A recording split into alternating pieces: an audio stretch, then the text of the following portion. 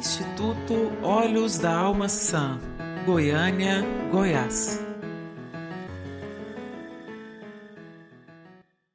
Olá pessoal, é muito importante que a gente tenha, nesse trabalho que nós estamos fazendo da nossa segunda maratona de saúde mental sobre transtornos de ansiedade, eu peço muita atenção para vocês sobre o aspecto clínico, do manuseio da ansiedade. Eu falo muito, gente, que um dos contingenciamentos da ansiedade, na prática clínica, ele começa com uma escuta bem feita.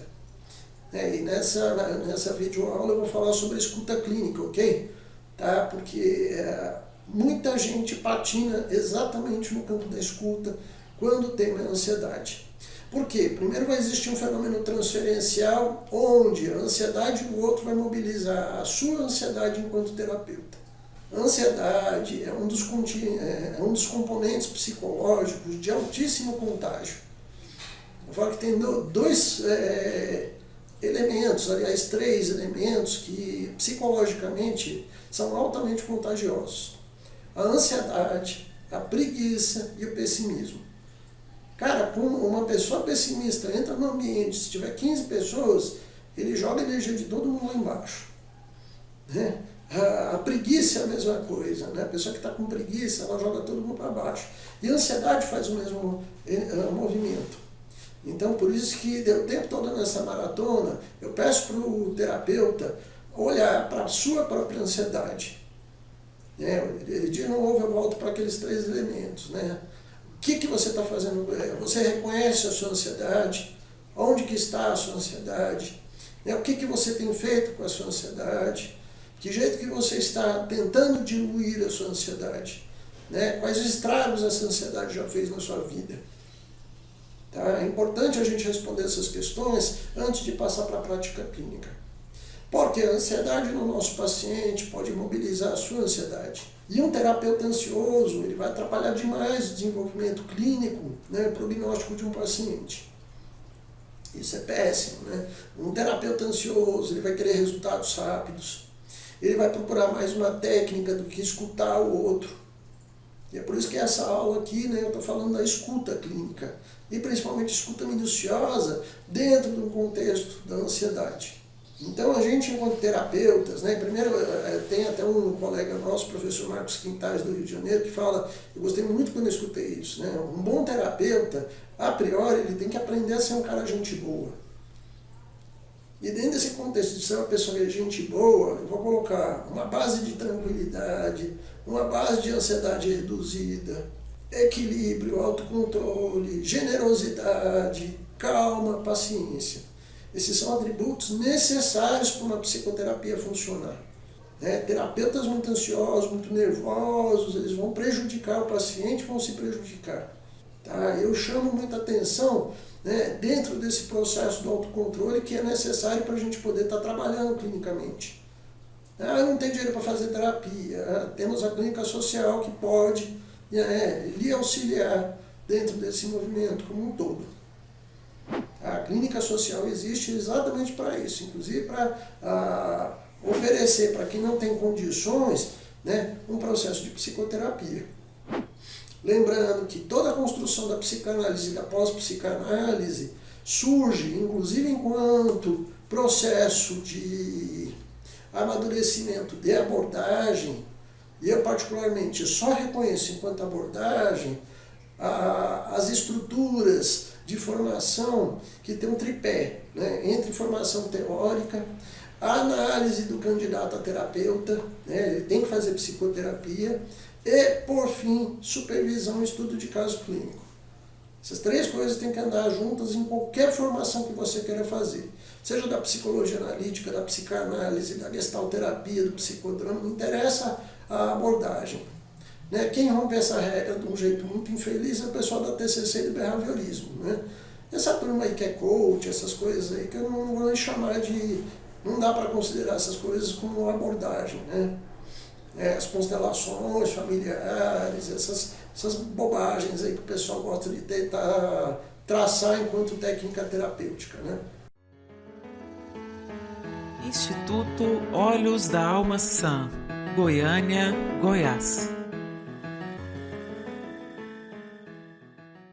O teu equilíbrio vai ser fundamental nesse processo, porque quando a gente recebe um paciente em ansiedade, quando a gente recebe um paciente em desespero, você vai ter que ter calma para acalmá-lo. Olha a importância disso. Ter calma para acalmá-lo.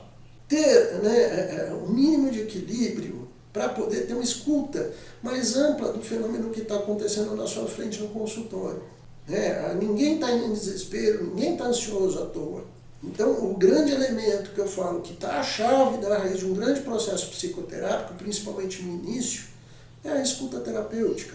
É uma escuta que consegue captar a linguagem do outro, o conteúdo narrativo do que o paciente traz, fazer uma anamnese bem feita, poder focar nas questões que são os complexos e traumas do que o paciente nos traz, apreender, inclusive, uma possibilidade de sentido de vida, um caminho de individuação adormecido, poder orientar e perceber quem que é essa pessoa que está na nossa frente. E aí é onde eu falo que, inclusive, a prática clínica não inicia com um terapeuta que gosta de gente, que precisa gostar de gente. Aliás, esse é um crivo fundamental. Se você não gosta de gente, não queira virar terapeuta. É fundamental que você goste do outro, que você se encante pelo outro, que você tenha curiosidade sobre a vida do outro. Por quê? Todo esse processo de escuta, ele é investigativo, nós somos os detetives da alma.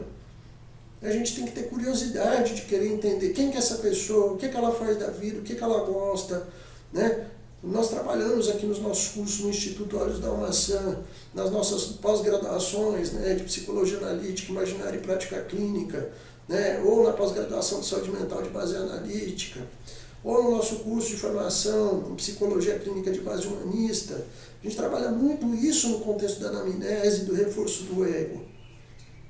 Quem que é essa pessoa? O que ela tem na identidade dela? Ela gosta do quê? Ela faz o quê? De levantar dados biográficos, de levantar árvore genealógica, de perceber processos transgeracionais, perceber uma psicodinâmica sistêmica dentro de um processo vivencial. Tanto é que a psicologia analítica ela é dialética. A psicologia analítica ela não se mete teoricamente o embate do ego com o inconsciente, dentro desse processo, inclusive, de trazer à consciência aspectos que estão no inconsciente. E uma consciência que reforça a identidade. Quem que eu sou? Onde que eu estou? Por que que eu estou? Eu bato muito na tecla que muita gente ansiosa na atualidade está ansiosa, e isso advém, tem sociólogos que estudaram muito isso, na atualidade, na nossa pós-modernidade, Zygmunt Bauman, Michel Fezoli. A ansiedade, um dos grandes elementos motores da ansiedade é a perda da identidade. E é uma das coisas mais comuns que a gente tem na pós-modernidade, são pessoas que não sabem mais quem elas são. Muito embora, às vezes, ela até pertença, seja filiada a um partido político, frequente uma igreja. Embora essa pessoa, às vezes, tenha aderido a um movimento de massa, muitas vezes ela está dentro do movimento de massa, mas totalmente despersonalizada dentro disso. E eu falo que, particularmente, eu lido com isso toda semana, me chegam uns 2, 3 pacientes com essa característica. Você vê que às vezes a pessoa chega com todo um discurso, eu sou feminista, não sei o quê, mas muitas vezes ela aderiu a um grupo sem sequer conhecer o que representa de verdade ser feminista.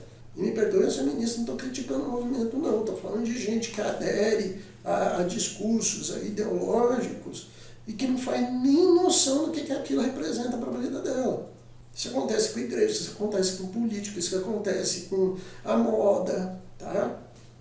É muito legal a gente entrar no movimento social, mas entrar com consciência, entrar com identidade. E não entrar para ser mais um alienado falando besteira. Até porque isso até enfraquece os movimentos sociais, Tá? E lamentavelmente hoje a gente falando besteira por aí é o que mais tem, em todos os cantos, A começar até na presidência da República, Então gente falando besteira, gente, falando sem pensar, sem É muito complicado isso.